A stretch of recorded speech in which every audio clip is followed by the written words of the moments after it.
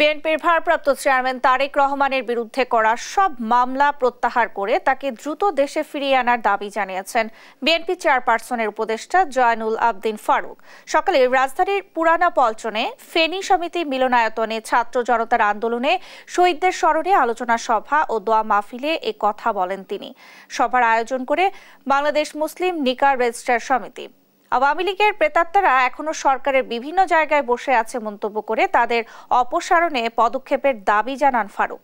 একটি সুষ্ঠু ও নিরপেক্ষ নির্বাচনের জন্য অন্তর্বর্তী সরকারকে সব ধরনের সহযোগিতা করা হবে বলেও জানান জয়নুল আবদিন ফারুক। কেন এখনো তারেক রহমানকে বাংলাদেশে ফেরত আনা হচ্ছে না? কেন তার সকল মামলা প্রত্যাহার করা হচ্ছে না? সরকারের কাছে আজকে বুজুর্গানের কাছে থেকে আপনার জন্য দোয়া করবো, আপনি তারেক রহমানকে অবিলম্বে সকল মামলা প্রত্যাহার করে দেশে ফেরত আনার ব্যবস্থা করুন।